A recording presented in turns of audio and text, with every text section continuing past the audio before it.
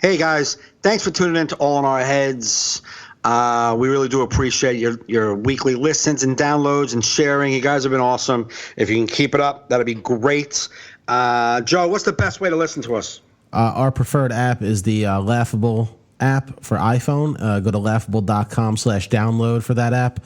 You can subscribe to our show as well as mine and Mike's individual pages where you can listen to other podcasts we've been on. And you can listen to other comedians' podcasts. It's not available for Android yet, so if you have Android, use iHeartRadio. That's a good one, or Stitcher Radio, or we're also available on iTunes and Google Play, and really anywhere you can get podcasts. There you go. This week's a pretty decent episode. We, do what we do. We just talk and chat. Joe's in vacation mode. We talk about vacation. We talked about me getting felt up as a kid, and a little bit of Mike's Hot Corner with Trump and whatnot. Yeah, it's just we play a little bit of audio from Norm Macdonald's 1998 ESPYs monologue, which we found hilarious. I think the best monologue ever. But we put out an episode. I didn't think I was going to because I'm on vacation, so I'm in vacation mode. But we put one out for you, so hope you enjoy it. Check it out.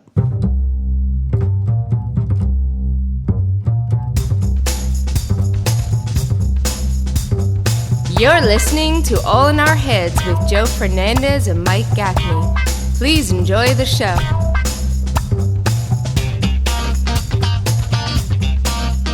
Hold on. Okay. Give me a sec. All right. Give him Mike a sec. Okay. Computer difficulties. I'm here. Are you? Yeah, I guess. All right. I can't see you, but. You can't see me? No. You know why? Why? I don't have the video on. That's probably the best reason why. Now can you see me? Now I can see you. Yeah. I tried calling you before, but it said you were unavailable. But I wasn't, and that's all right. But I'm just saying what it said. Yeah, but you called, like my phone rang, my phone Skype rang, but I was staring at my computer going, and both of your onlines were off, like you weren't there. I'm like, where the fuck is he? I wasn't there first, and then no, you called me. It was ringing here, but showing offline on my computer. Ah. This fucking computer's shot, man. I don't know what that thing is over there, but I'm fucked. How old is it? 17 years. It's probably done its time then. No, it's like I think maybe 3, could be 4. You updated the operating system and shit? Can't keep up to date with all that shit? Yeah, I do it every time it notifies me. But I was washing it with one of those little screen wipes, and maybe I pushed too hard on that one area. Yeah, probably. You know what I mean? But so then I turn the screen on, and then that whole, but it's like one exact line. It's like an exact 2 inches of space. It's like the whole way down. How does that fucking, like I could see screwing up, maybe breaking, pushing too hard on a corner, but that one line goes down like that? I don't know. Well, yeah, you probably broke some sort of pixel and it just took out that whole strip. Well, I hope that's not the case. And if it's just a pixel that sucks, I'll just condense the computer. As long as the computer's not fried, I can use it still. You can always take it to Apple, and sometimes the repairs are pretty cheap. Yeah, maybe I'll do that. And if it's not cheap, then just deal with it, I'll deal with it until I can't deal with it anymore. Until the pixels. So spiritual. I'm going to deal with it until I can't deal with it no more. Yeah, that's a quote. You can quote me on that. If you want to make a meme, guys, go ahead and make a meme. I'm going to deal with it till I don't deal with it. That's how I deal with it. Yeah. What? I don't know. I just say words. Until people walk away from me. It'd be a great like a guy giving like a sermon, like some like just rambling priest, and someone in the congregation goes, "What?" Be like, "I don't know, I'm just saying words." Amen. Amen. And also with you. What? Don't question God.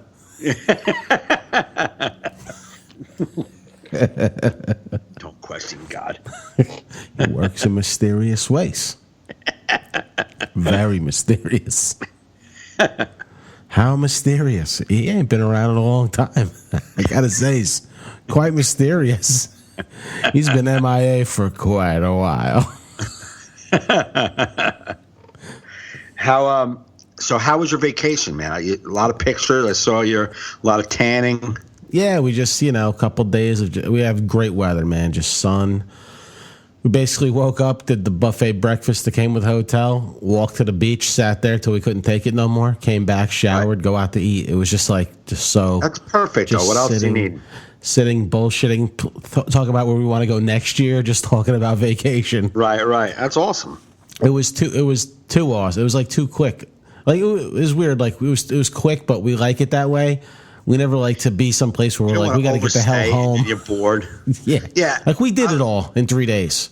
I mean, what else could you do? Cape May, you could do it because, the first day we get there, we go on the beach until they tell us we can check in. And then we, take the trolley into town, do that whole Cape May mall area, the outdoor mall area. Then the next day you beach and you do Wildwood Boardwalk. And then. What else you do? Now you're forcing it. Yeah, then we beach the next day. I mean, you could just beach and go out to different restaurants each night. Right. But you don't need to. I was just talking to somebody. They're going to Cancun, Mexico today. Yeah. And they're staying, her and her boyfriend are staying for like 3 days. Yeah. Or maybe 4 days. And I'm like, that's all you really, what else are you going to do on a trot? Like, what else can you do? Like, I think after a while, you're just forcing the fucking leisure. You're like, I'll lay another day on the beach. Like, right. I don't know. I think a good fun vacation is 4 days tops. We typically go Monday through Friday. So you have Monday, Friday travel days, 5 days, 4 nights. Right. But it's perfect. You have 3 full days that aren't travel days. Exactly. So, I mean, what else? After that, like I said, you're like looking for stuff to do to relax. Like, it's more exhausting on vacation now. Now I'm trying to find shit to do to not do stuff. Doesn't make any sense. Yeah. One time I went to Cancun with a buddy. We had a great time a few years earlier. Did it for like 5 days. And then they had some like 7-day one that and that was 2 days too long. It was like I was done after 5 days. You're like, day 6 sucks. And you're like, I got to do another day? Yeah, of nothing. Like, I was kind of done after 4 days. Right. So it was like, I couldn't wait for that last travel day. Like, can we go? I'm sick of this fake food. Yeah. It's like almost what it could be. Like, it's like here's a steak that almost tastes good. Like, even the place we were at, they must have changed chefs or whatever. I stayed there 5 years ago. Right. Maybe 4 years ago. When there wasn't this, like, they didn't offer like a dinner and you just paid for shit. Right. The restaurant's called Hemingway's. It's in our hotel. And it was good food. But now it's like we got this midweek special where you get a free dinner and then 2 breakfast buffets. Right. And I got the filet mignon. Then, like, you can pay a little extra, like an extra $16. You can get some lobster put with sprinkled on the filet mignon. Like, so I just paid the extra $16. It was a free dinner. And it's just like, I didn't want to get into it with them. I'm like, what are you trying to pass off as filet mignon? Because this is the toughest steak I've ever had in my life. Really? First off, they cooked it too much. But, it's like filet mignon should be butter. Like butter. Like butter. Yeah. This was like frozen butter. Like, it just, and everything was just not that great. Right. Like, I don't know. Even the waffle iron in the morning at the buffet, you had the waffle. I'm making me and Carrie waffles, and she's like, "Does the waffle just taste off?" You're like, "Yeah, it's not as waffly." Like, I'm not explaining it. You're just like, it's like you had all the ingredients for the waffle, but you're like, we can't afford this one. Right. That makes it waffly. Flavorful. The thing that makes you say, "Ooh, this is a great waffle." Yeah. Like, everything you served, it was like just. I feel like anything inclusive, whenever they offer you for free. Absolutely. I mean, when I went to Aruba last year, the food was pretty good. Which, like, the buffets were great. The sit-down restaurants were dog shit. Which usually sit-down restaurants are great. Yeah. But, like, you get to these sit-down restaurants and you're like, you're just recreating new food out of the food that was in the buffet. Right. It was just the weirdest thing. It was you could see, it was like, oh, you only go, like, the steakhouse at the Aruba was great. But yeah, the steak, you just wanted to be like, what the fuck, man? I've been having bad luck with food the past few days, and it's annoying the shit out of me, because usually I'm not picky. Like Kerry Right. said, you don't complain. She goes, you enjoy everything. You never complain. Right. Like everything I eat, I'm like, yeah, it's pretty good. I just go with it. I sent Right. food back last night for the first time in my life. Wow. I got this mahi. It was on special. I love risotto. If the special menu says risotto, I'm like, all right, what's on it? Because I'm getting it. I love risotto shit. It was like mahi with like some pineapple salsa over risotto with asparagus. I'm like, that sounds nice. Right. Bro, this mahi was so dry. So It was like dry. dry, like no moisture at all. Not like mahi is a little drier of a fish, but it was ultra. Like I could barely swallow it. And then the risotto, risotto's like creamy. This was like white rice they put. Oh, really? I was already, as soon as they served it, usually the risotto looks like a cream on the bottom of the plate. Absolutely. Yeah. They had it stacked up like in a cup shape. I'm like, how you doing that? Like I already. So then I said, listen, I can't eat this. It's bland. It's dry. So then James had like some like codfish with like some I don't know, some like Asian dressing shit on there, and man, you just drizzle something, man, in Joe's hand. Oh yeah, miso. I don't know what the fuck it was. It was an Asian name, and that's not offensive. so he said it was good. So I was like, she goes, "You want something else?" I'm like, "Just give me what he has." Right. And then that never came out. So No. So it was everyone else was done eating, and I'm like, you know what? As she came by, I'm like, just forget about whatever that was, and just bring me a dessert menu. I'm just moving straight to dessert, but I need to go out for a dinner and enjoy myself soon, or else I'm gonna fucking. I mean, I did get the sausage and peppers at the boardwalk the second night. That's always good. I don't care what you say. That's good. Oh, dude. It was almost like I was on a mission to get GERD. I had like sausage and peppers. Right after that, I went to Coors, the frozen custard, the Coors ice cream, chocolate dipped. When they dip the motherfucking cone in the chocolate sauce. And then after that, me and Kerry split a fucking funnel cake. That's good stuff right there. That's a good day. That's a good day, but bro, you're like, your body's like, can I have nutrients soon? What do you think about getting some lettuce? Got any vitamin something? We'll take a vitamin anything if you got that. Is there juice on this boardwalk? Can you lick one a day? How about just lick one? How about lemon with sugar in it, like they serve on the board? Did you go on any rides? No, we didn't wind up going on rides. I just wasn't feeling it. She wasn't feeling it, so I was like, I don't want to be out by myself. Like, hey, we. But yeah, Wildwood Boardwalk is very a lot of neck tattoos, a lot of facial tattoos. Philadelphia, that's the thing. ILL. I get it. Ugh. Philadelphia. You should not be permitted to mingle with society. No, and they have lots of babies too. It's like it's like Seaside spilled into Wildwood, right? I know it's all just bad now. It's all shit. I mean, even the seagulls are ghetto down there. Really? Like you go to Seaside in Point Pleasant, they don't have netting above the boardwalk so that the seagulls don't dive and take your food from you. Oh, they do. They do, dude. The fucking seagulls are savages. We were there. Oh yeah, probably like 4 or 5 years ago. Me and Carrie went to Cape May. She had a funnel cake taken off her plate by a seagull. Really? Yeah. I think it just came dive bombing down. You just hit it and took right off. It didn't get it, but it like knocked her wow. Because Carrie was like, "What the fuck was that?" But I think a couple of the seagulls had Philadelphia tattoos on their neck too. I think.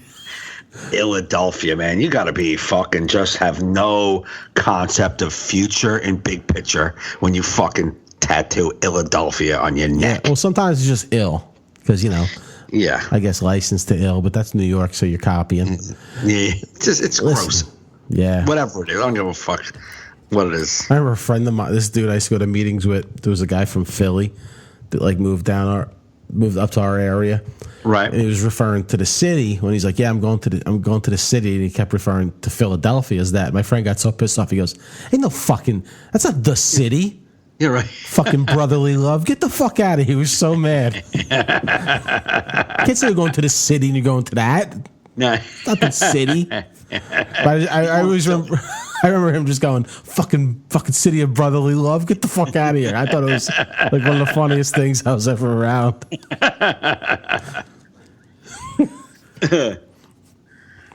Wanted to say something about food. You were talking about food. Food. I did sausage and peppers. That was so good. I bet. Hot sauce. He's like, you want hot or sweet? I'm like, come on, man.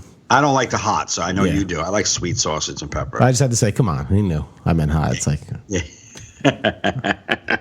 yeah. I don't know what she wants, but you asking me that? I don't see any ladies, and my girl's vegetarian. Who you talking to? Hot peppers. Hot, man. I went hot. No, Kelly got a BLT, no B. She got an LT at the fucking sausage stand. They didn't even know what to do with that. Did they? They were like, No, they have it. So it was like half a restaurant, but it was also like, Yeah. has like the counter. And she's like, do you have BLT? They're like, yeah, can I get it without bacon? The guy's like lettuce, tomato? salad sandwich coming up. She loves that shit. Not me. I want a BLT, but just with the B. A lot of B. Yeah, I just want B mayo bread. BMB. Bacon mayo bread. You can throw that LT. Chuck the LT. Chuck the LT. You watching the Yankee game? Doubleheader today. Yes.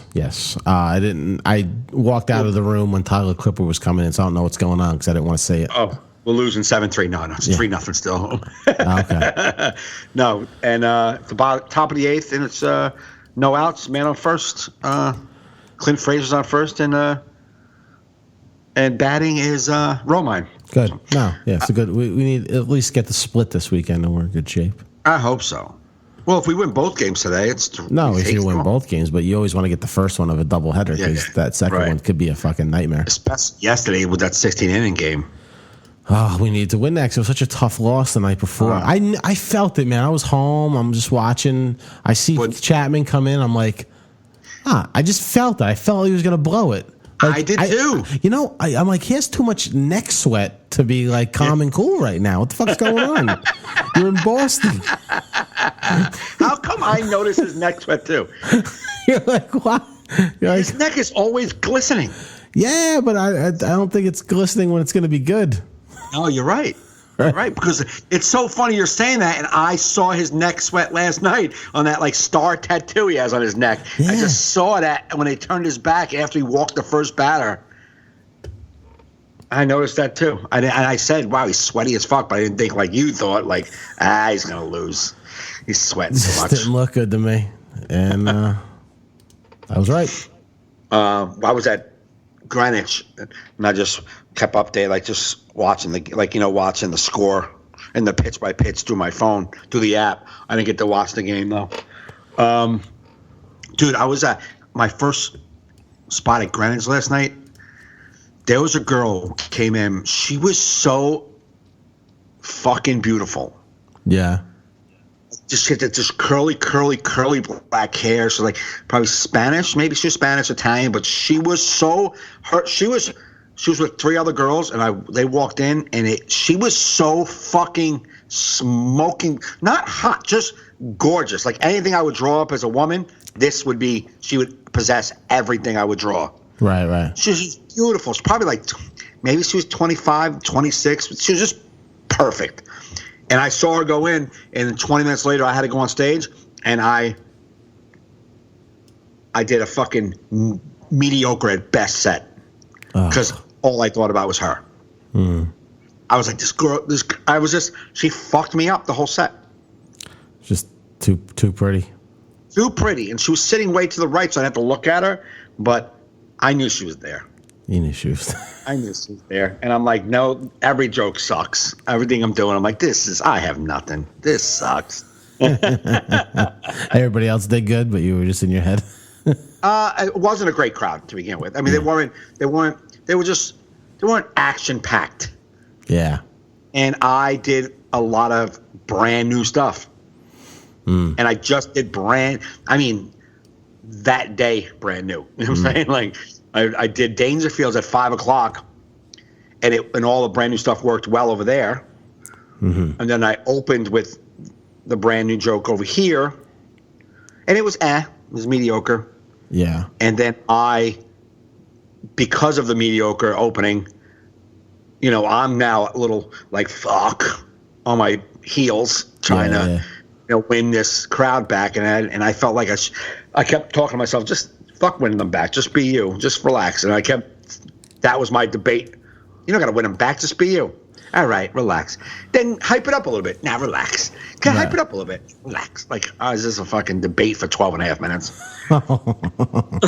It's brutal. Here's a joke I tried last night that on that first show. I did it at Gotham. At Dangerfields, and it was okay. But I did it on the first show last night.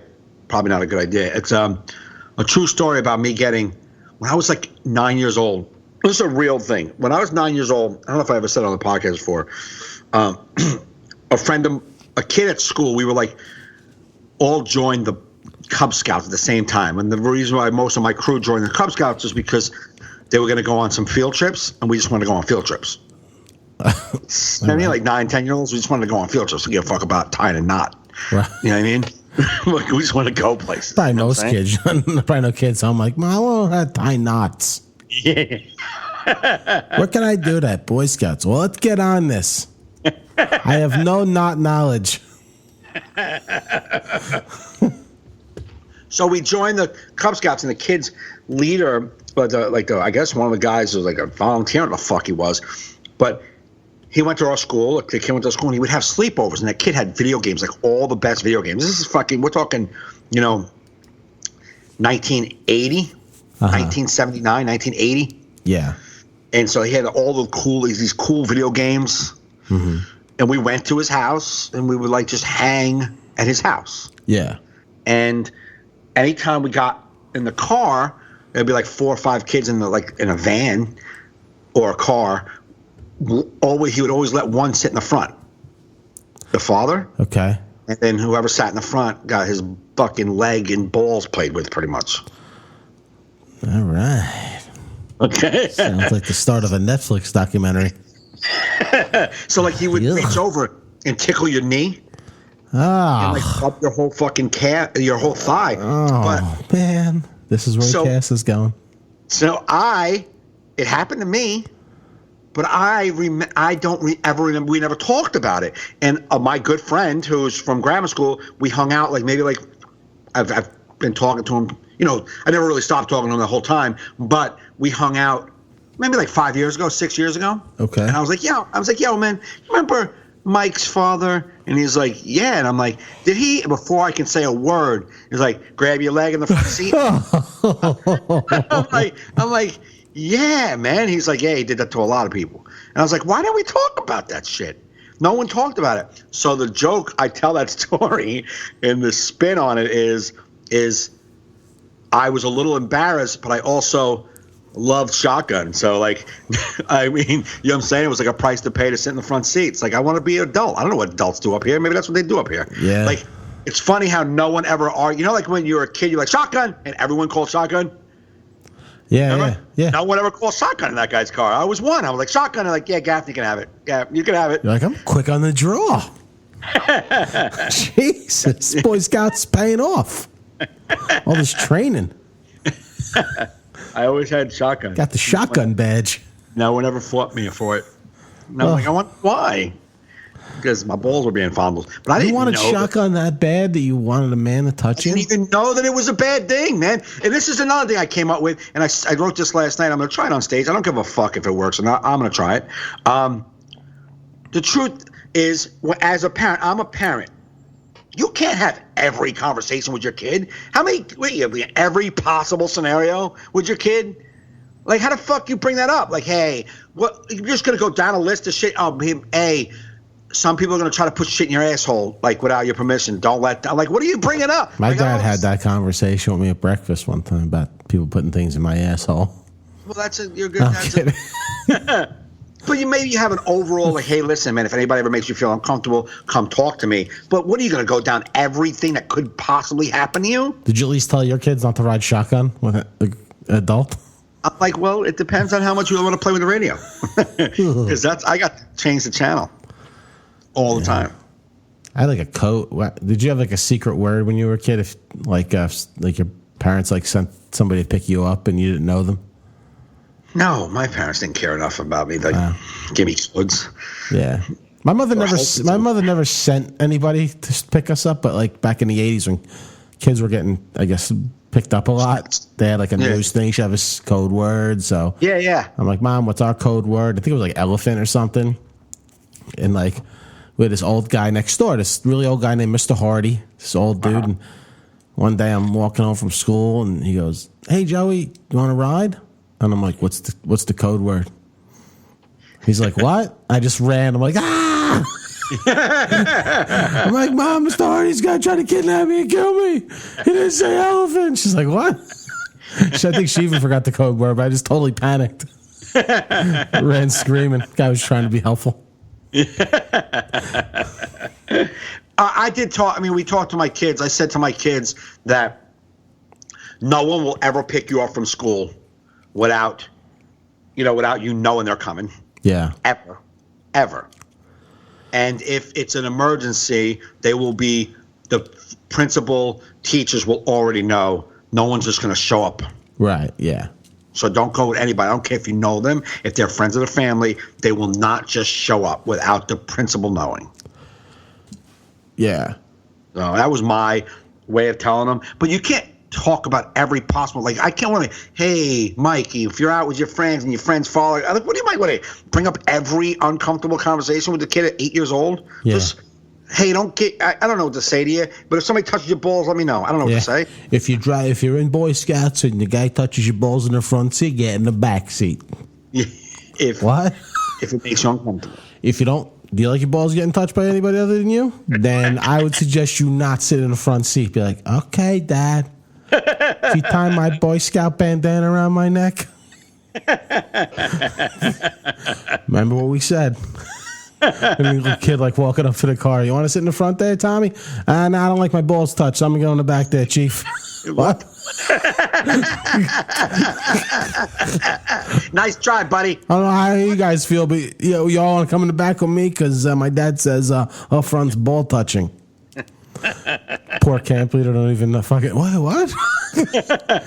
He has had shotgun all summer. It's just a lonely drive all summer. So all these kids are afraid to get their balls touched. Like, I swear I don't know where your dad got this from. That's not me. All right, whatever, Mr. Johnson. It's all okay, Mr. Johnson. You see a little trickery.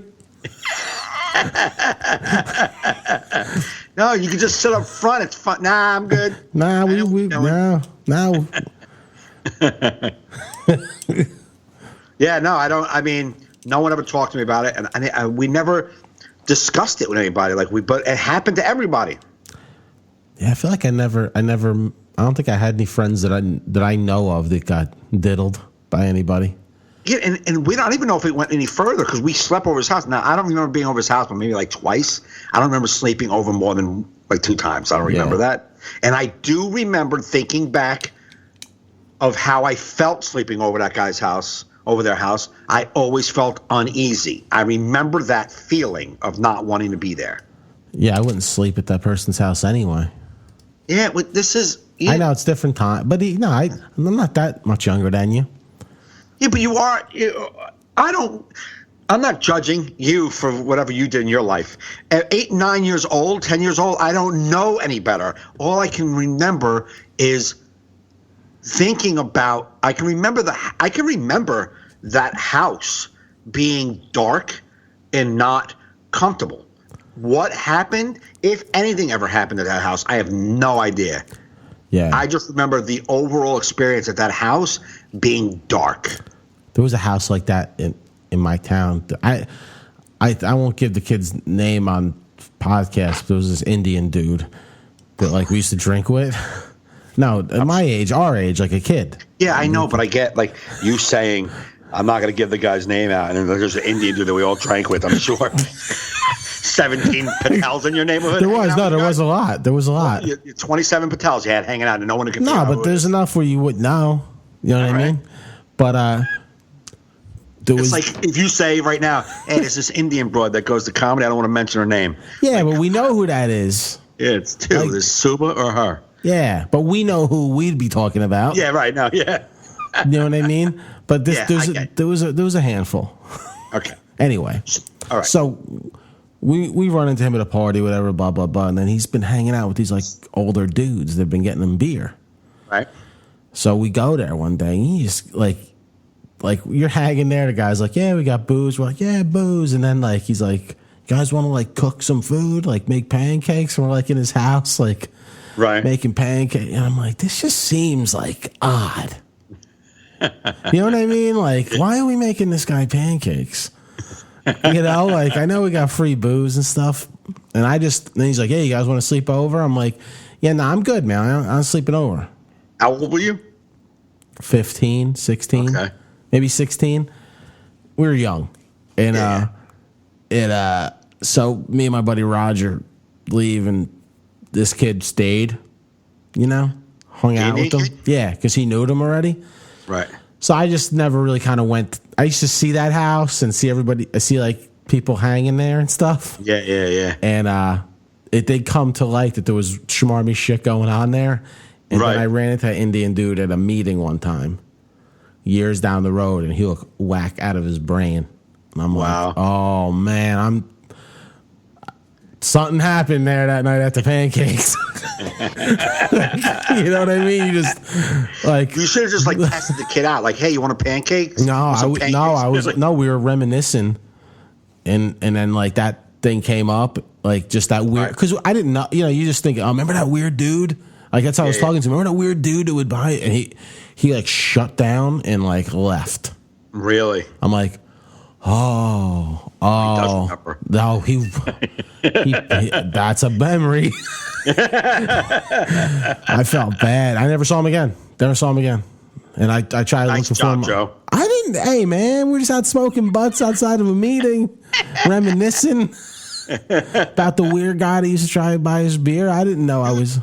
You used to smoke? Oh yeah, a lot. When did you quit? I'd say 2002 or 3. I think maybe 2003. I quit. I don't remember the exact day because it was just kind of like I didn't make it a thing. Right. You know. Yeah. Like I just, you know, I used to. My brother Chris would always bust my balls. Well, we were in Cancun. We went to Isla Mujeres on like a boat trip. What is it? Isla Mujeres, the island of the women. Anyway, Oh, okay. they sell a lot of silver and shit, and there's a lot of little shops. You could like rent scooters and golf carts. How did you say no? It's what? Isla Mujeres. You sound like or absolutely Isla Mujeres. no culture sound. Well, I don't need the culture. I'm from fucking New Jersey. Sure, white fucking New Yeah. Brunswick. All right, say Isla- it with I don't even culture, know what Mike. you're saying. Say Isla Mujeres with culture. Isla Mujeres. No, with culture. Say it with culture. Isla Mujeres. Yeah, all right, Get your yeah. tongue. Isla Mujeres. Isla Mujeres. Get your tongue rolling a little bit. Yes. Isla Mujeres. Yeah, it sounds good. It's like I don't even know where you're from. Isla Mujeres.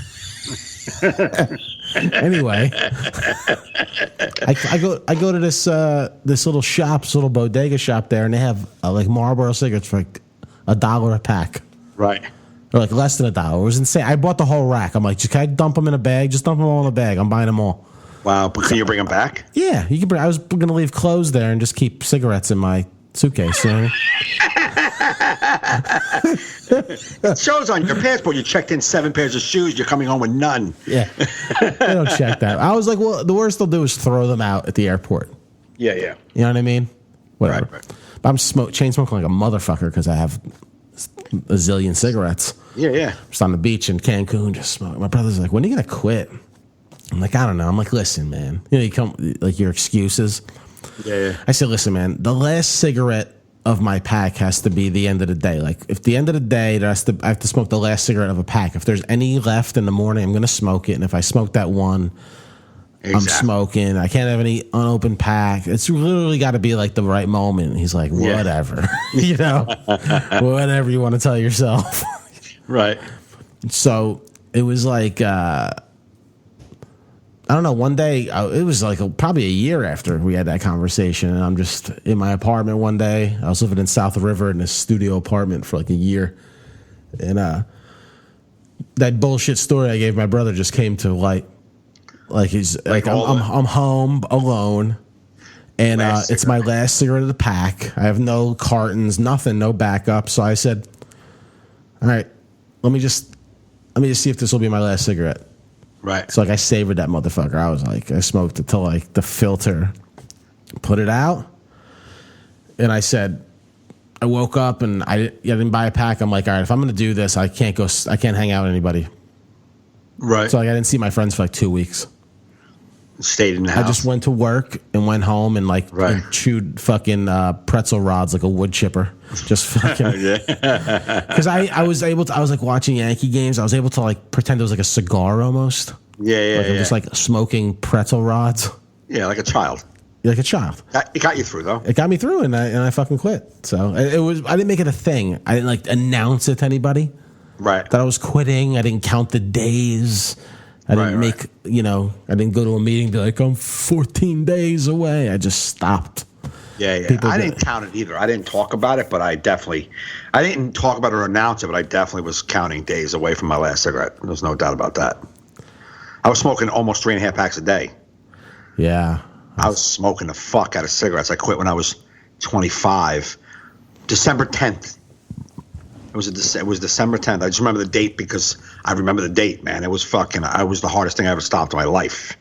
Yeah, I'm going to smoke again when I'm toward the end of if I'm lucky enough to be cognizant of the end of my life, that like my life is in its, its final stages. Like when I'll be like, I got 5 summers left, like when I'm at that. 5 summers? Like when you're at that like point, 10 summers, like where you're like seeing like, wow, I have a limited amount of summers left that I can. Yeah, it could be right now, Joe. I know, but I don't know that, so I'm not going to start now. So when are you going? When? Like my grandma started smoking again when she went to a nursing home. So you're telling me there's going to be a time where you're all knowledgeable about how many summers you got left? You got to feel if you reach age 65, you have about 15 summers left. You just made my chest tight. 65. No, but you know what I mean? Because that's 80. To make it to 80 is pretty remarkable, especially the way we eat dog shit food constantly. You know what I mean? Yeah. I don't want to die. No, nobody I don't know. But do you find as you get, like, I don't want to die, right? But as you get older, I feel like you got to be so exhausted. You're like, I just don't want to do shit no more. Like, no, I you know what it is? That the hardest part of not wanting to die is because I don't want to miss the people that I am with. Yeah, you don't want to die now. But I always say it really isn't going to matter because when I die, I'm not going to know any of this missing thing. Right. That's a human element of life. Right. You hope. The missing. Oh my God, I love my kids. I want to see them every day. But when I die, that's not going to be a factor. Yeah, you hope. I don't want to die and wake and be laying in my dirt grave and like, well, I can miss everybody all the time. It's fucking lonely down here. Sucks. No. Now, I figure once we die, if there's anything, not heaven, but like if your spirit continues on, then my spirit continues on and can watch what's going on. And if not, if that is not what happens, the moment my heart stops beating, I cease to know any of this human shit that I'm holding on to.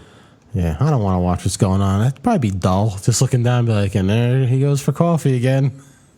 Well, no one's watching us. Like, I know, but like, we're very but like watching Average Life, you're just like, what the hell? They're just walking in and out of doors.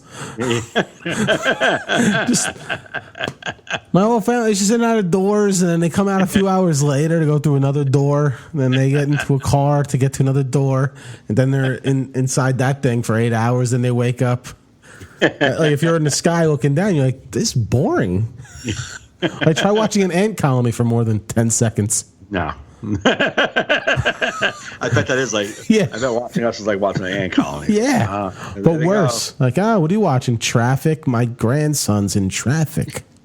And the Supreme Being gave me no power to change this. I'm just watching it. I'm just watching it. But you know what? I don't miss him. Yeah. But I'm not missing him because he's right there. Where? Hey, just went through that door. He'll be out in a minute. What was it? Norm Macdonald? There was with the joke when you die. Who was it that was saying you die and then, like, you know, if somebody says to you, like you're dead for 10 years and then there's an afterlife and you like, oh, death to your part, like, and it's like into the afterlife, like you got to stay together when you're like dead. And it's like 10 years later, like you've been dead for 10 years and somebody comes up to you, hey, your wife's on your way. What the fuck are you talking about? She's on her way. Yeah. I got a girlfriend. I can't be doing this right now. Hey, did you see that Norm Macdonald clip from Conan? Somebody posted it. I was going to repost it. I was going to play it. I mean, The Conan one? No, not the Conan one. Oh, we can. That's another one we can talk about. But he was on Conan, I guess, last year, and it was just a joke. It's so funny. It's just a joke. He's like, so my wife she was in a coma. And Conan's like, really? He's like, yeah. And the doctor said to me, he said to the doc, is there anything I could do for my wife there? And he's like, well, there's a new study shows that oral sex is known to help people in comas. Like, really? Oral sex? He's like, yeah. He's like, you know what, doc? I love my wife. I'll give it a shot. He goes, comes out 5 minutes later. He's like, hey, doc, she's choking.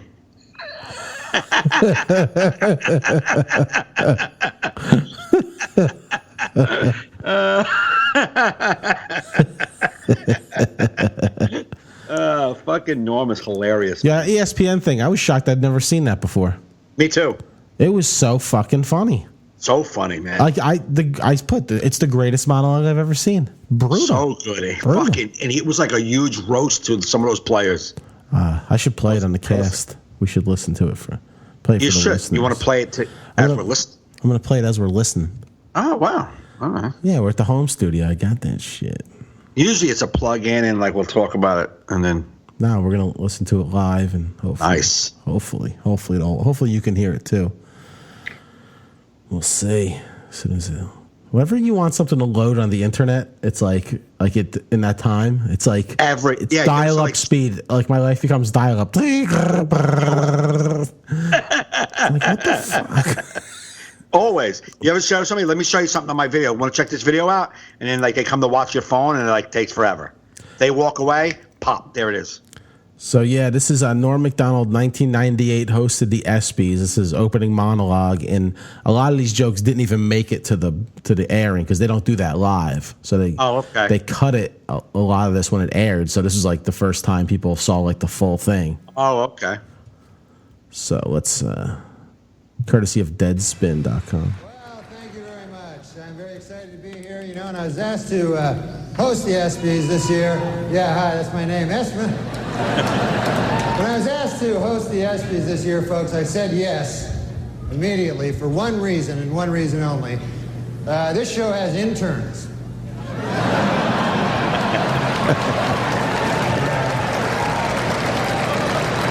I'll be having little improper relations backstage a little later. But man, it's great to be here at the 6th annual ESPY Awards. Hard to believe, huh, that the ESPYs are 6 years old. Although Anthony Mason swears they're 18.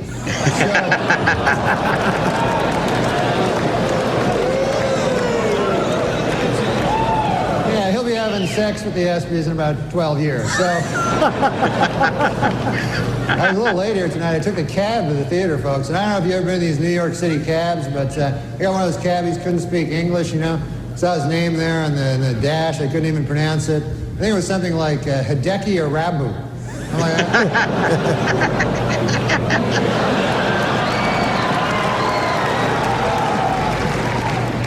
Arabu's been having some trouble, man. They fired his translator. Steinbrenner fired his translator. And people see that as cruel, but I don't know, I mean, if you're not doing well in Yankee Stadium, do you really need a translator? Do you want that? Hey, what'd they say? They say you suck. You should go back to Japan, you dirty foreigner. Okay, I got it. Trying to pitch over here. It's great to be here on ESPN. I love sports, man. You can see sports on ESPN you don't see on other networks. Like kickboxing. That's my favorite sport. Kickboxing is great. When you think about it, it combines the style and grace of boxing with kicking. This seems kind of immature. I just love Norm's faces. Yes. Just backstage, a lot of celebrities back there, man. I was talking to Jerry Jones, the Cowboys owner, and he's disappointed, obviously. Yeah. Well, he's a good guy, though, man. He's talking about rebuilding the team, and he told me, he says, we have to get back to what made us a championship team. Strippers and crack.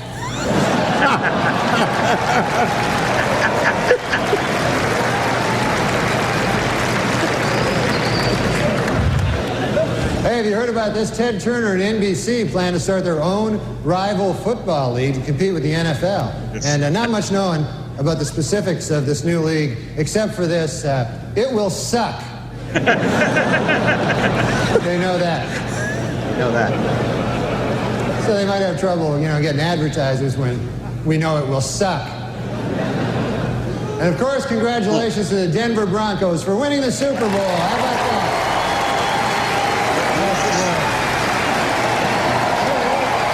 98.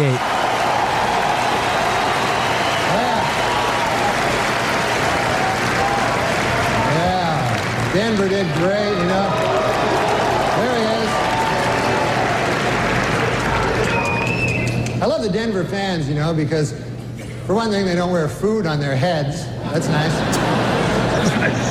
And they had a wild celebration in Denver after that Super Bowl, man. And now city officials expect an even wilder celebration if the Nuggets win 10 games this year. They say they're going to... say the whole city's going to go nuts. Yeah, the Nuggets are having a bad year this year, man. Matter of fact, they're making a film about the team. They got a pretty catchy title. It's Black Men Can't Jump Either. That's the title.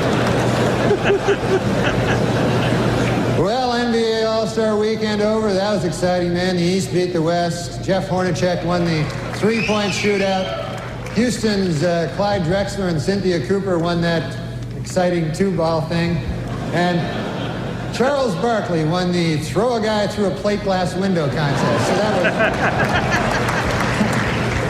that was quite a game, I mean, who impressed me the most yesterday was Kobe Bryant.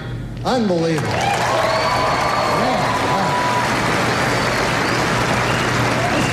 This guy's amazing. 19 years old, the youngest starter ever in the All-Star game, and he played so well that today he was named spokesman for NBC's new public service campaign called Screw It, Who Needs College? Of course, the biggest story in basketball, no question about it, Michael Jordan may retire.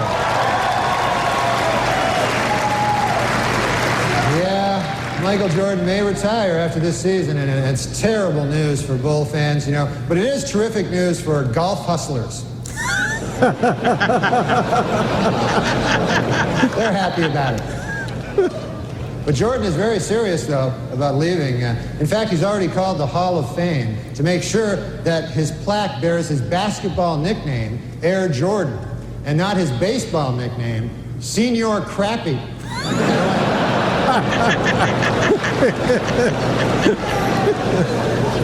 That would just be disrespectful, Well, how about them Winter Olympics? They're finally underway, so we've got a lot of great stuff to look forward to the next 2 weeks, like hockey and, just hockey, really.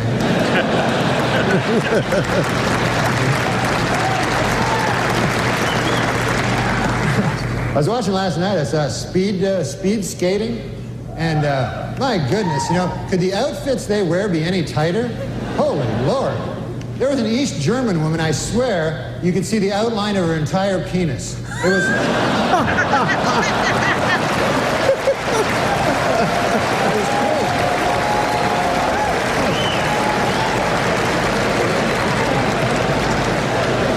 Oh, my goodness. Well, there's all kinds of sports celebrities in the audience tonight. I see Tiger Woods right there. Tiger Woods, how about that, huh?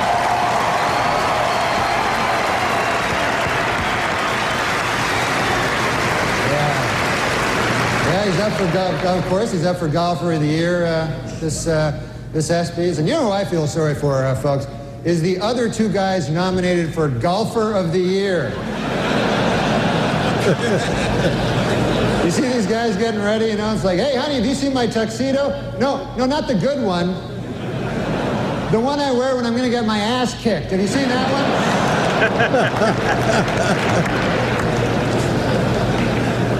Yeah, Boomer Esiason is with us. Boomer. How you doing, buddy?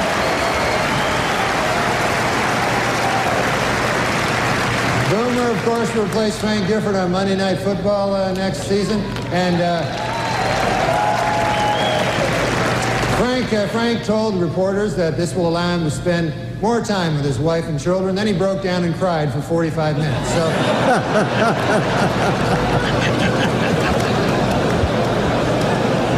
And there's Charles Woodson. How about that? This is my favorite one.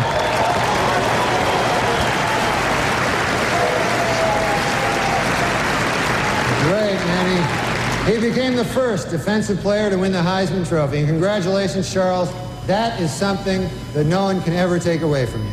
Unless you kill your wife and a waiter, in which case... all bets are off. Just a word of advice. Folks, before we can... Oh, my God. That's the best joke. Oh my God. No one can ever take that away from you unless you kill your wife and a waiter. Yeah. And that's in 1998. Like, Who? 3 years after O.J. Simpson did that. Oh, that's what. Oh, okay. Yeah, that's right. Yeah. Wow. Oh, what a... That shit would have never been allowed on TV. Will not be allowed on TV today. You could do that same joke today. That's many years later, and they were like, we're not putting that up. No. I don't know. The quality of that is from, like, Deadspin, so I apologize if it wasn't as crisp as it could have been.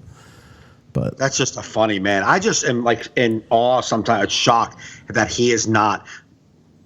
like hosting everything, just being the most hilarious guy ever. because they want to control people, like they don't want somebody to push the envelope. Even, I mean, Ricky Gervais was a great host of like Emmys, and they're like, all right, he's a little too much. Right. You know, it's like, Well, you know what it is, because we like us and like even people in entertainment are a little more like, you know, we can take stuff like that. We don't mind the roasting, but it's middle America that can't handle like regular regular people. You say something like if you said a joke about OJ, you know, about like referring to OJ, my mom would be like, oh, that's not good. That's not nice. yeah, my wife hates roast. She don't like to be at roast. No, she doesn't like roast. But like he was kind of roasting. Exactly. His monologue was roasting different people. Right. You know. But like, but even just like when like Chris Rock did the like 9/11 joke or whatever, like it's to middle America, it's like that's too much. It's too much. It's not funny. Like Yeah. they who gives a fuck what you think is funny? Like I don't know. One thing I don't understand is how everybody on the planet thinks that their sense of humor is the one that it counts. Like I don't think that was funny. Okay, because the 13 people next to you that were laughing, they suck at life because they thought it was funny. Yeah. Well, that's just people. Yeah, that's just. Ugh, I can't even get into that. Fucking everyone. People think everything's about them. Yeah. You made me upset. Okay, good. Yeah, like the one time I was at Governor's in this one, and I was opening for Sebastian, and I had a really good 25-minute set, which is in front of his crowds is not that hard to do, and they were a really good crowd. And after the show, I'm standing by the bar area, and this woman comes up to me. She's like, "Oh my God, you were so hilarious! But you did a joke about like the deaf child playing in the streets." And I was like, "Yeah." She's like, "Yeah, I don't do that anymore. My friend's son just lost his hearing, and it's just so sad." I'm like, "Oh, I'm gonna do that though. I'm gonna do it." That's what I said to her. She's like, "No, you shouldn't do it." I'm like, "But I am gonna do it." And she's like, "What?" And she was really nice. I'm like, "Yeah, because there's someone in that room that." Something happened to them that another joke I did. Mm-hmm. And there's somebody else in the room that something happened to them on another joke I did. Yeah. What do I get to talk about if everything that affects everybody I can't talk about? Yeah. This is unfortunate. It's a joke. I'm not making fun of the deaf kid. I'm making fun of the signs that we put up for deaf kids. Yeah. And I'm making fun of how a deaf kid would act in the street if a car was coming. That's really all I'm doing. And I'm not making fun of deaf people or the fact that he's deaf. I'm just saying, wouldn't he act like this? And I don't give a fuck if you're offended. I saw a woman come up to you one time after we did comics up at Foxwoods when you because I used to The blind folks? No, you used to use the word retard in your act, like calling your Right. kids retarded. Yeah. You know, I loved your show, but I don't like the. And she was like lambasting you. I think her and her husband, you're just like, yeah, I'm not doing this. No. What happened? That story, you were there.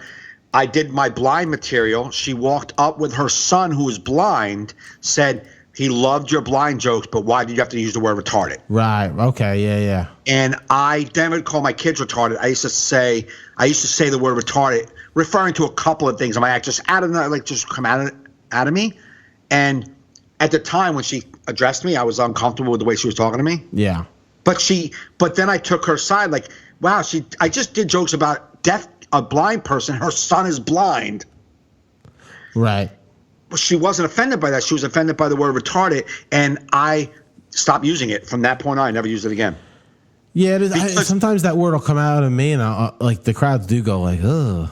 And I realized that I wasn't saying it for any reason, just to say it, and like I wasn't getting a laugh on the retarded word. I was just saying it. I was like, wow, what's the point of that word? What am I using it for then? Right.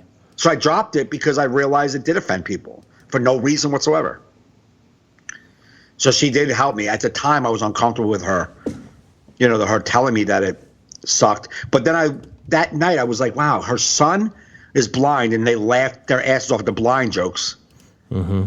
So she wasn't offended at the thing that should offend her, just at another word. And I'm like, wow, what a useless word. I had her laughing at the blind stuff and she got uncomfortable with the word retard. I'm like, what a waste of a word then. What am I using it for? Yeah. True. True. And I've never used it again. You're a big man, Michael Gaffney. I know. I'm teachable. Yeah. Did you see that? Were you Mike in the Man? No, I didn't see it. All right. The 30-30? Yeah.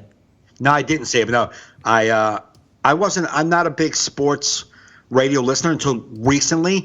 And the only reason recently is because when I listen to music in the car, sometimes it just makes me uptight. It just does. It gets me like edgy for some reason. Music just gets me like aggravated and irritated. So when I put on talk radio, it just like kind of like gets me like less. I don't know what it is. Like I can only listen to music sometimes when I'm driving. Like when I'm a long drive, I'll listen to music and sing the whole way. But when I'm taking a ride to Dunks or into the city, I just put on talk radio or the news because I just don't want to hear boom to the deck. I don't want to hear anything. I don't want to hear it. Yeah. I hear you. And I just started listening to talk radio, and the people who call in make me. I don't know how you got to have a certain sort of fucking serenity to be able to talk to some sports fans and let them ramble on as much as they do. What was it? They talked about it in the documentary. Mike Francesa said you have listeners and you have callers, and callers are performers. They're just waiting to do the performance. Like they're not real listeners. Right. I mean, it was that good movie with Patton Oswalt where he played a guy that calls into the sports radio stations, the fan. Oh, that's a good movie. Yeah. Hey, I got to go to the bathroom. Okay. I mean, we're only at 56. I mean, I got to go bed. Can we pause this? Yeah, we can pause. Yeah? Is that cool? Yeah, we'll pause, then we'll wrap it up when you come back. All right, cool. Thank you.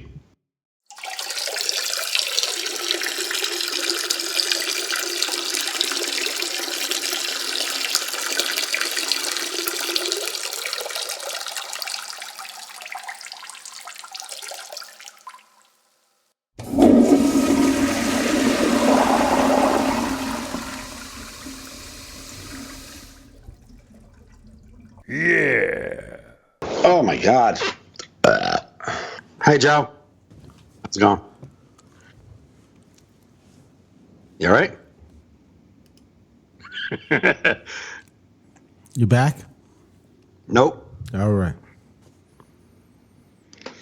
I'm back. All right. Got me a little biscotti, some coffee. It was nice. My screen cleared up. Oh, good. Yeah, nice. That's because you pressed too hard and too much wiping and shit.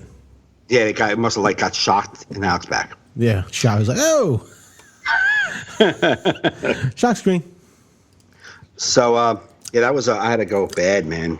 My stomach has been fucked up for the past 2 days. You know, you don't pee from your stomach. I didn't have to say I had to pee. I thought you said you had to pee. Not. I said I got to go to the bathroom bad. Ah. Yeah, I wouldn't have been peeing. What am I? Fucking 10-minute piss? Hey, man. I don't know. Yankees won 3-0. I know. I saw that. I have the internet.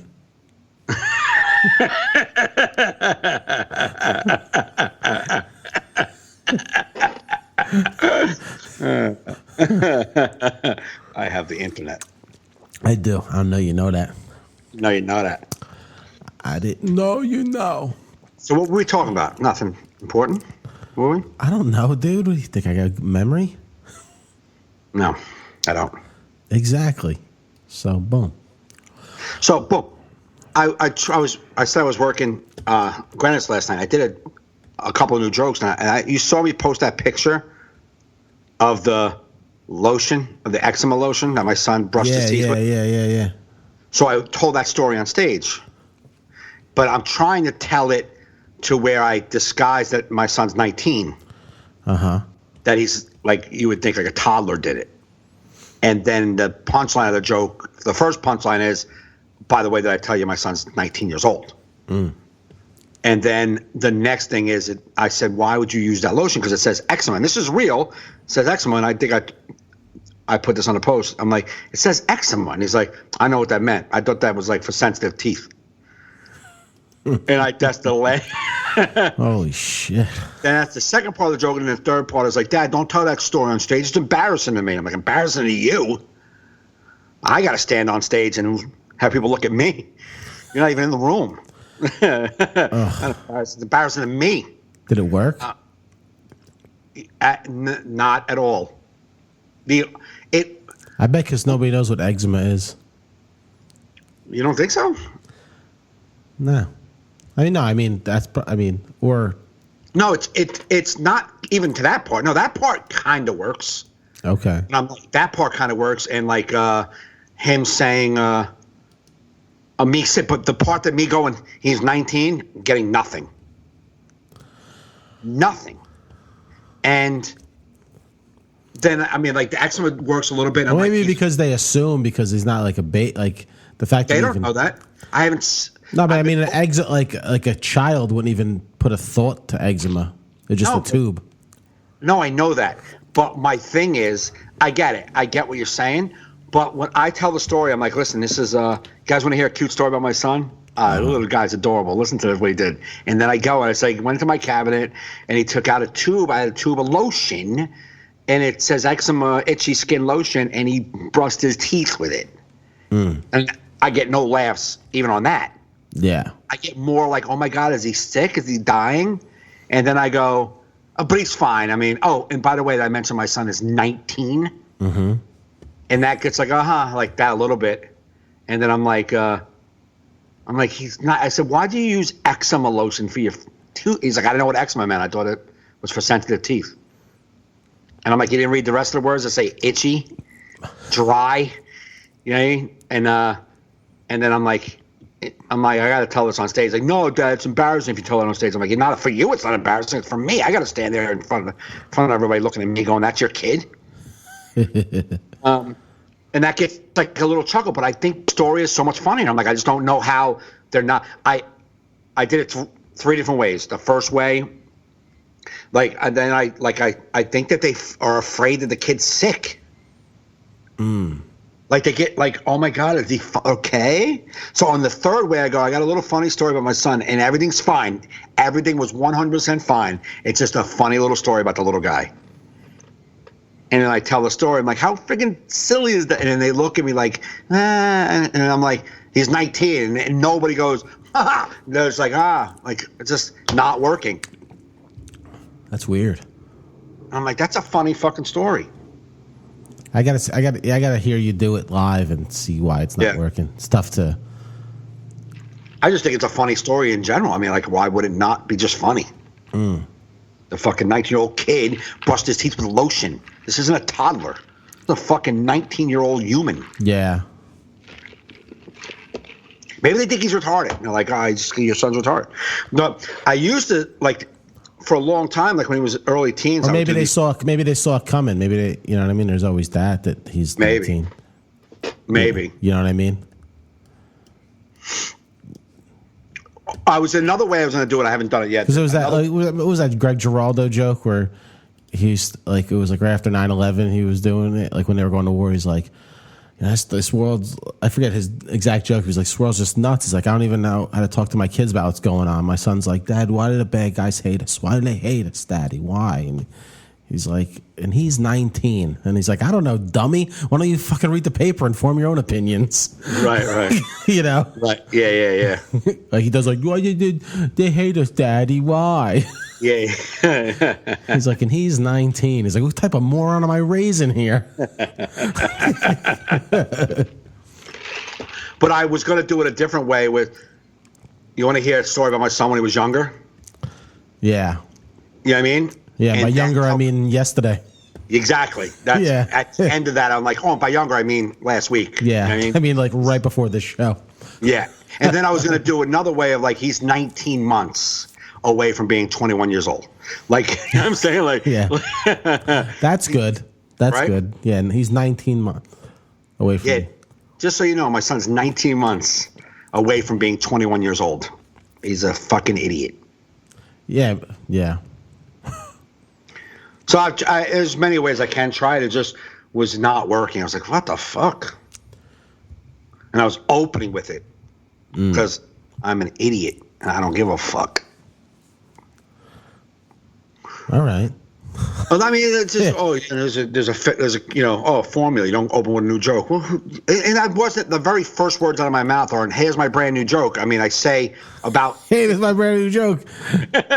Here comes my second joke. You guys like that one? Well, get ready. You know what's coming now. Number 3. Number 3 joke. Kind of new. 4th time I did it. Okay? This guy gonna do this the whole hour? Apparently. It's my 14th joke. 2nd time done. Closer. do it as a closer in the middle of my show because I'm gonna try to follow my closer. Yeah. I'm putting my closer in the middle of number 14. Been done 3 times. And then I'm going to close with the real new closer. It's my first time doing it. Number 15. Are you ready for that? Guess how many minutes long it is? 15. Well, I open up with like something about the room or whatever the opening joke is. It takes me about 20 seconds into the set, and then I try the new joke. Right. So, it's not like I'm just coming up there raw and trying brand new something, but it is kind of right off the bat. And I know there's a formula, don't try new jokes up front. I don't care about that formula. How's that sound? Yeah, fuck the formula. Sometimes I just want to. I'll open new jokes sometimes at Uncle Vinny's, like if it's like topical, Yeah. or something. That's usually when I'll do it. Right. Like one of the last times I worked as a seller, my joke was Martin Luther King. It was like the last, maybe like I worked like 3 more weeks after that, but I did a Martin Luther King joke. I said it was Martin Luther King Day, and I was like, I loved when I was younger, man. I really supported Martin Luther King, man. I was all about it. I was like, that's it, 1 day off. That's all he gets is 1 day off, man. This guy did amazing things for equality. And I said, but now I have children. I don't know if you guys know this, but they have that day off. Like, I think that's plenty. Like, actually, come on, can we get him a half a day? We got a black president. What are we doing here? Like, but I opened with that joke because it was topical, and I thought about it on the walk to the cellar. Okay, yeah. You know what I mean? Like, I just don't. I don't put too much thought into like where should this go right now. I just want to say it. I don't give a fuck. Yeah, I mean, yeah. Why not?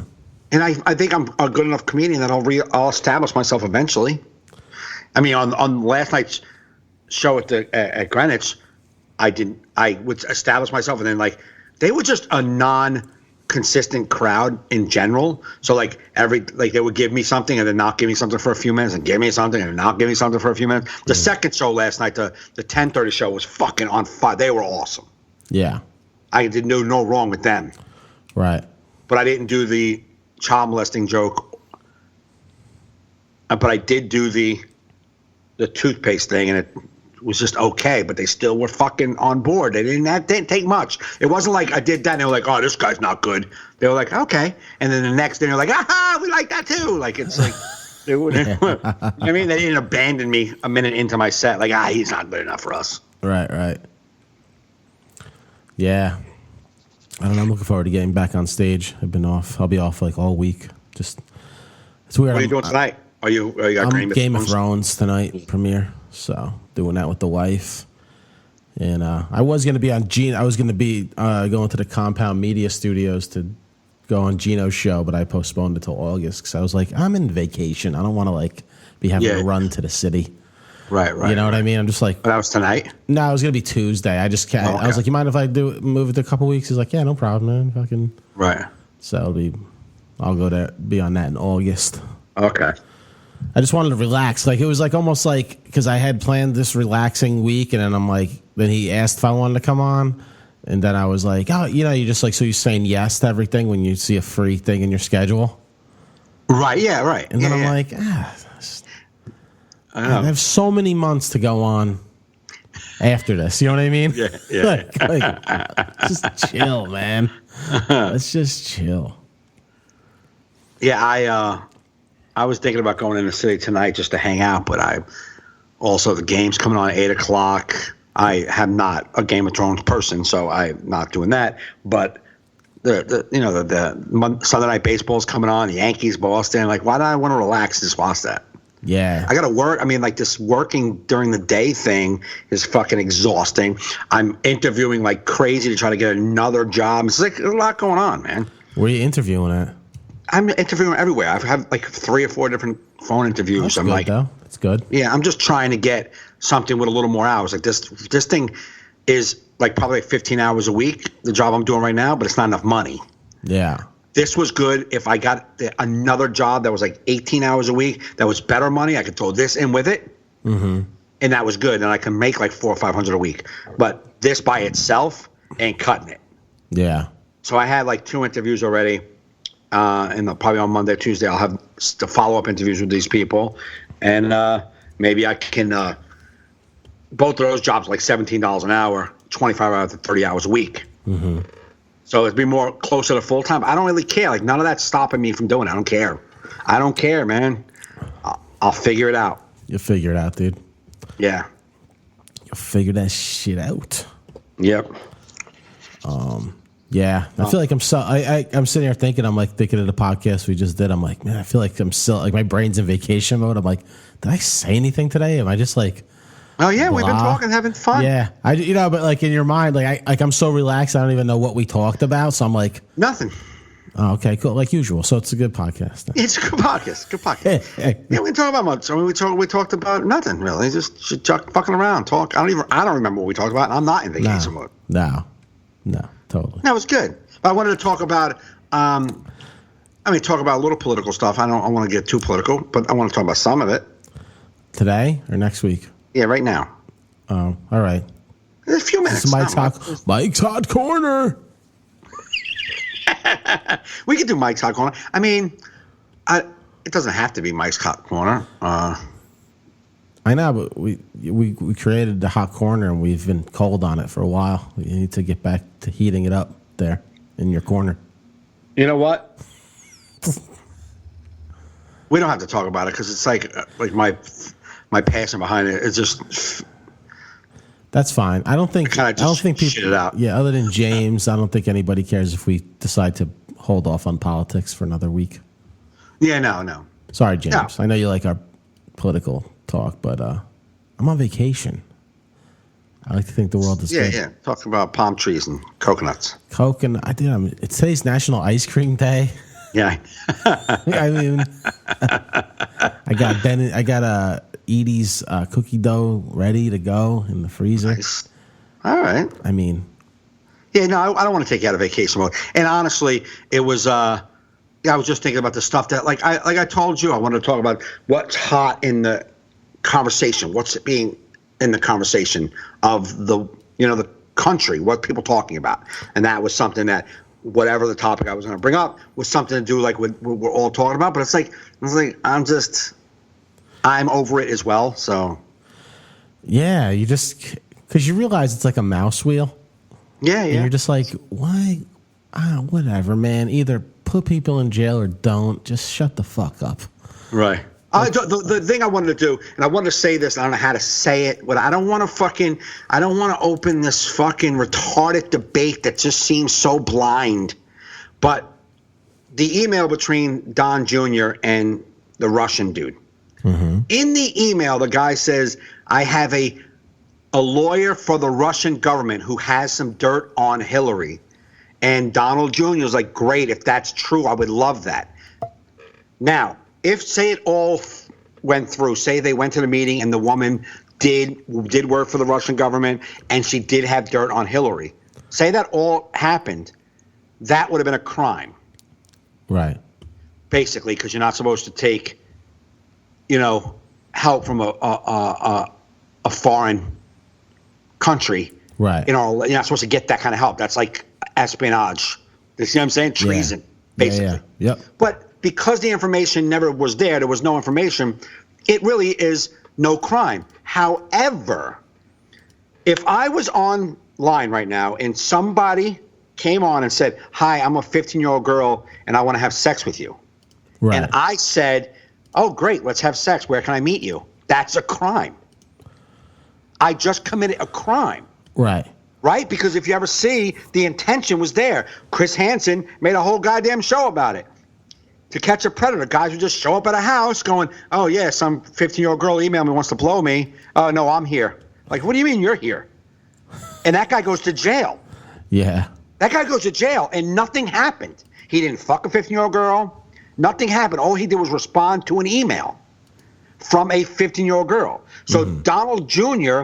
responded from an email from a lawyer saying that it's like somebody from the Russian government wants to give you information about Hillary. He went to that meeting. To me, that is the crime.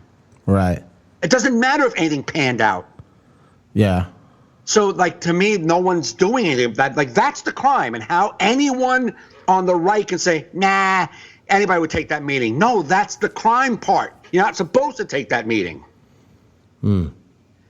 And Donald Trump just says, anybody would, in my position, I would take that meeting. What are you? You're fucking retarded, you dumb motherfucking dirtbag. You're not supposed to take that meeting. That's how come he's a shitty, shady businessman. He's not a president. He's not a fucking, like regal person. Like, he's just a fucking dirtbag businessman. Billionaire who don't give a fuck what law he breaks. And he just said it out loud, like, yeah, I would take that meeting. You're not supposed to take that meeting. On the premise that you were given the meeting, that a Russian government wants to help you out, you're supposed to right there go, no. We don't take help from Russia. But he just was like, yeah, no, that's normal. And then all the fucking retards say it's normal. It's like, oh, my God, it's not normal. That's not legal. And all the fucking retards would be like, nah. What about Hillary Benghazi? Like, what the fuck are we talking about her for? Yeah. Somebody put up, and it's insane. It made me physically ill. Someone put on their Facebook. This is what they put on their Facebook. So they keep trying to do this. Every week they try to bring up a new Russian collusion connection, and then once they say no, they bring it. What about this email? What about the talk about fishing? Always trying to fish for another thing wrong. What are you insane? When 9 months ago, everything that every time Hillary shot one thing down, you would bring up the email or Benghazi. You know what I mean? Like he said it as if that didn't happen. Right. And I'm like, if I went back to your wall, every post you made was about emails and Benghazi, no matter what came up. And now everything that Trump does, they try to bring up the Russian collusion and talk about fishing for no, that's the same thing you did 9 months ago. And they say it like no one knows what, like we just started today fresh, brand new time when nobody lived a year ago. Well, that's. I mean, it happened. It happened when Bush was president. And then fucking Obama came in, and we did some. Everybody talked about negative about Obama. Everybody talked. It happens all the time. I totally get it. It happens all the time. Right. But I can't sit back and just watch the irony and nobody's saying anything. You're looking around going, wait, nobody's saying anything? We're not saying anything? No one's saying anything. Nah, nobody cares because everybody wants to make their point. You know what it is? Listen, when you have political discussions in person with people that disagree with you, it just goes totally different because it's just online. You could say whatever you want. You could be as stupid as you want. But like in person, you can't be as dumb as you know what I mean? I don't know. No, yeah. Absolutely. No, absolutely. I can't expect these people 6 months into their president winning to even give any benefit of the doubt to anything against them. They're never going to. No. Just like no one gave it to Obama and stuff like that. It's just the way it is, man. It's just the way it is. Right. Like, I mean, shit, I knew people that were huge Obama supporters. That like, he's going to get us out of the war. He's going to get, like, that was like his big running thing. And then he did. Yeah. Then you're like, hey, what the fuck happened to your man Obama? I can't. So, well, he had to do what he had to do. Yeah. But he's droning and killing more people than anyone before him. It's like, yeah, but he's got to do what he's got to do. It's like, you're all the same. Right. You're all the same. You know what I mean? Like, Everybody flip-flops. They flip-flop. Well, you just support your guy. No one goes against their guy. Right. So that's why I gave up even like trying to like understand why because everyone does it. Right. And that's what the hypocrisy of people that hate Trump is that they don't even see the people that hate Trump, the liberals, whatever, the people that are the most crazy about it.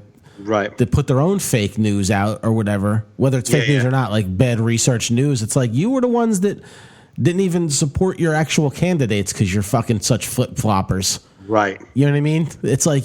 Yeah. It's like, I just can't, like, shut the fuck up. Like, it's almost like when I used to be, like, you see, like, George W. Bush back then, you're like, yeah, the guy's a maniac, but at least he has the courage of his conviction. Like, he's... Yeah. Like, I'm a maniac, and that's what I'm going to do. Right. Where liberals are, like, so flip-floppy and... I'm just sick of everybody. I'm sick of everybody. It's like I see, another email. Oh, Don Jr. Okay, you know what? When I see him in handcuffs, I'll give a shit. Yeah, when I see that dude doing the investigation, say, "Here's my findings," then I'll give a shit. Because let me tell you something. I guarantee you, if that dude Robert Mueller or whatever that's doing that investigation comes back and says, "We really found nothing. Like we found some tampering, but nothing we're going to charge the president with. We're going to charge." That won't be good enough. That won't be good enough. There'll be a new thing on the I really wish the thing that everybody's like talking about, like, I really wish that the Russian collusion and tampering could have stayed two separate issues, because the truth is Russia did tamper with the elections to sway a vote. Well, here's my thing with that. Here's my thing. Okay, even if Russia did put out fake news to tamper sway the vote.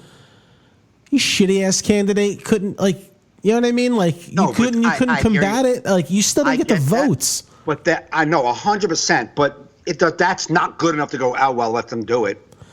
No, but I mean, that's the part I'm talking about. Like, I'm not. Listen, I know the votes were swayed, and I don't care. The guys, Trump's the president. Who gives a fuck how it happened? It happened. However, we have to at least admit that it happened, and somebody's got to try to stop that. Like Trump won't admit that it happened, because then that says that he thinks it delegitimizes his fucking presidency, and he's like such an egomaniac. Like, you got to put that shit aside, you fucking freak, and realize that we need to stop that for our country, because all Russia wants to show is that we are not a free society, that we are full of shit, and that we're not a democracy. That's what he wants to show, and you just keep letting him show it. Right. You make him show that you are a dictator by the way you fucking refuse to look at anything that's against you. Yeah. Now, Obama did not do that. Obama took his fucking lumps. I'm like, yeah, I fucked up. He was a man.